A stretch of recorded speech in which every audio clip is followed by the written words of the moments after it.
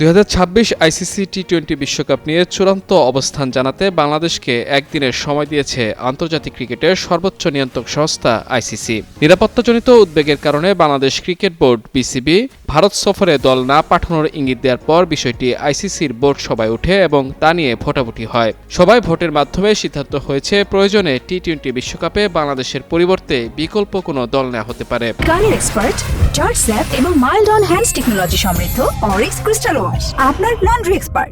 তবে সেই সিদ্ধান্ত কার্যকর করার আগে বিসিবিকে বাংলাদেশ সরকারের সঙ্গে আলোচনা করে চূড়ান্ত মতামত জানাতে বলা হয়েছে। এজন্য আইসিসি একদিনের সময়সীমা বেঁধে দিয়েছে। সংশ্লিষ্ট সূত্রের বরাতে এই তথ্য জানিয়েছে ক্রিকইনফো।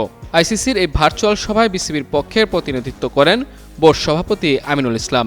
পাশাপাশি সভায় উপস্থিত ছিলেন পাকিস্তান ক্রিকেট বোর্ডের চেয়ারম্যান মহসিন নাকভি, বিসিসিআই সচিব দেবজিৎ সাইকিয়া এবং অন্যান্য সদস্য দেশের বোর্ড প্রতিনিধিরা। আইসিসির পক্ষ থেকে অংশ নেন সংস্থাটির প্রধান নির্বাহী কর্মকর্তা, হেড অব ইভেন্টস ও লিগ্যাল অফিসার। এখন সরকারের সঙ্গে আলোচনার পর বিসিবি কী সিদ্ধান্ত জানায় সেদিকেই তাকিয়ে আছে আন্তর্জাতিক ক্রিকেট মহল।